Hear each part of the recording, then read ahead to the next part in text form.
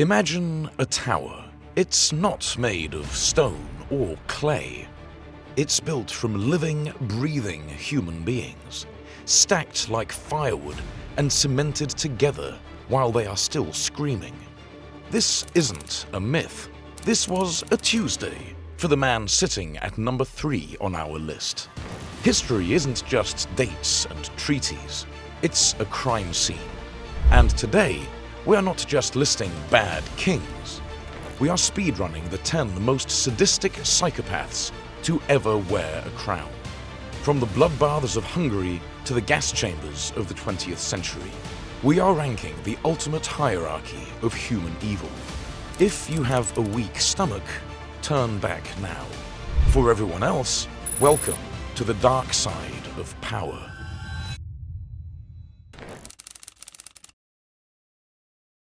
Rome cheered when he took the throne in AD 37. He was young, he was generous, and he freed the prisoners. It looked like a golden age. But then, Caligula got sick. A fever burned through his brain, and the man who woke up was a monster. He didn't just want to rule, he wanted to be worshipped. He declared himself a living god, forcing high-ranking senators to run alongside his chariot like slaves. But his cruelty wasn't just political, it was personal.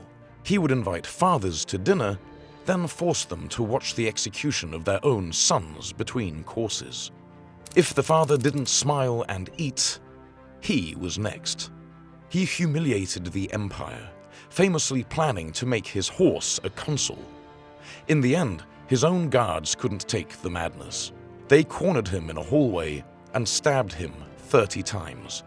He died screaming, "I am still alive," a final delusion of a mad god. But as Rome fell into chaos, the East was about to see a rise to power that required a different kind of cold calculation. Caligula was chaotic. Wu Zetian was surgical. She entered the Chinese court as a 14-year-old concubine, a nobody. But she possessed a weapon sharper than any sword, a complete lack of empathy. She realized early that the only way to survive was to strike first. To frame the current empress and take her spot, historians claim Wu strangled her own newborn baby daughter in her crib, then blamed the empress for the murder. It worked. The empress was executed, and Wu took the throne. She created a secret police force to hunt down dissenters. Entire branches of her own family were exiled or forced to commit suicide to ensure no one could challenge her claim. She ruled with an iron fist, expanding the empire into Korea. But the foundation of her golden age was built on the bones of her relatives. She used poison and strangulation to secure her legacy. But our next ruler, she preferred a much hotter approach. Mary I of England didn't kill for power, she killed for your soul. When she took the throne in 1553, she was obsessed with returning England to Catholicism, and she believed the only way to purge heresy was with fire. This wasn't a quick execution. Being burned at the stake is a slow, agonizing suffocation and roasting. Mary ordered this for hundreds of men, women, and even church leaders in the middle of public squares. The smell of burning flesh hung over London for 5 years. She thought she was saving them. She believed the temporary pain of the fire was better than eternal damnation. But to the people of England, she was a nightmare. She died without an heir, leaving behind nothing but ash and the nickname that would haunt history: Bloody Mary. Mary used fire to save souls. But in Spain, our next subject was inventing machines to break bodies apart. If you were in Spain in 1483, this was the face of death. As the Grand Inquisitor, Torquemada turned religion into a bureaucracy of torture. He didn't just want confessions, he wanted to root out fake Christians. He authorized the use of strappado, where victims were hung by their wrists behind their backs and dropped, dislocating every joint in their upper body. He oversaw the water cure, a medieval version of waterboarding. Under his direction, thousands were burned alive, and tens of thousands of Jewish people were stripped of their wealth and expelled from the country. The twist: historians believe Torquemada came from a family of Jewish converts. He was destroying his own heritage to prove his loyalty. He inflicted pain in the name of the church. But our next entry, she inflicted pain for beauty. We are leaving public squares and going behind the locked doors of Katowice Castle. Elizabeth Bathory holds a Guinness World Record for the most prolific female murderer in history. She would hire young peasant girls as servants. Once the castle doors locked, the horror began. Witnesses reported seeing girls covered in honey and left for ants to eat. She jammed needles under their fingernails. She bit chunks of flesh from their bodies. The legend says she bathed in their blood to stay young. While that might be a myth, the body count wasn't. Up to 600 girls vanished into her castle. Because she was a noble, she was never executed, just walled up inside her own room until she died in the dark. She kept her horror indoors. But the man at number 5, he wanted the whole world to smell his work. Vlad III of Wallachia didn't have a large army, so he used psychological warfare, and his weapon of choice was a greased wooden stake. Impaling is gravity-assisted torture. The stake is inserted carefully to miss vital organs. The victim is hoisted up, and their own weight slowly pulls them down the pole. It can take days to die. Vlad famously dined among a forest of 20,000 impaled victims, dipping his bread in the blood of his enemies. When the Ottoman army marched back to attack him, the Sultan saw the rotting forest of bodies, vomited from the stench, and turned his army around.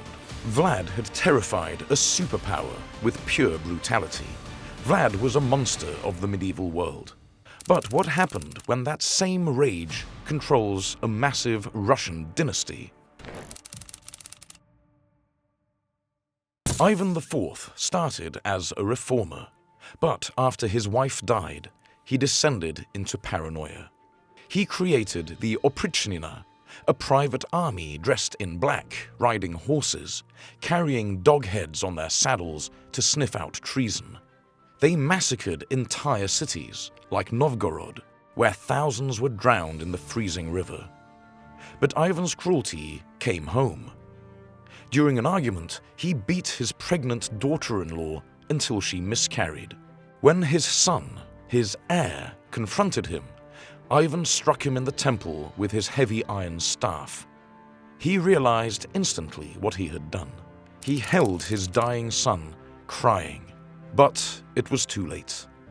He had killed his own bloodline. Ivan destroyed his legacy in a fit of rage. Our next tyrant, he built his legacy out of 70,000 skulls. Timur saw himself as the next Genghis Khan, but he lacked the Mongols' pragmatism. He was pure destruction. He campaigned across Western Asia, wiping entire civilizations off the map. In Afghanistan, when a city resisted, he ordered the men to be cemented alive into the walls of a tower. But his masterpiece of horror was in Isfahan. After a revolt, he ordered a massacre. Every soldier had to bring him a severed head. They brought so many that he built 28 towers, each made of 1,500 skulls, standing as a warning to anyone else. He killed perhaps 17 million people, 5% of the world's population at the time. Ancient warlords are scary, But industrial-scale cruelty, that takes a modern bureaucrat. Timur killed with a sword. Stalin killed with a signature. As the dictator of the Soviet Union, he engineered a famine in Ukraine, the Holodomor, where people were forced to eat grass, bark, and eventually each other, just to survive. He sent millions to the gulags, labor camps where cold and starvation did the executioner's job for him. He was so paranoid that he purged his own generals, his own doctors, his own friends. When his own son was captured by the Nazis, they offered a prisoner swap. Stalin refused. He said, "I do not trade a marshal for a lieutenant." He let his son die in a concentration camp. To Stalin, human life, even his family's, was just a number. Stalin killed for ideology. But number one, he killed for a biological lie. There is no debate here. Hitler didn't just conquer, he industrialized death. He turned a modern nation into a factory designed to produce corpses. His hatred wasn't rational. It was a contagion. He mobilized Germany to hunt down Jews, Romani people, the disabled, and anyone deemed inferior. The Holocaust wasn't a sudden massacre. It was calculated. Trains ran on time to deliver millions to gas chambers. It was the systematic, bureaucratic erasure of 11 million people. He dragged the world into a war that killed nearly 80 million people. And in the end, like the coward he was, he took the easy way out in a bunker while his 1,000-year Reich burned above him. These stories aren't just for shock value. They are a warning. Whether it's a Roman emperor or a modern dictator, the recipe is always the same. Absolute power plus a lack of empathy equals hell on earth.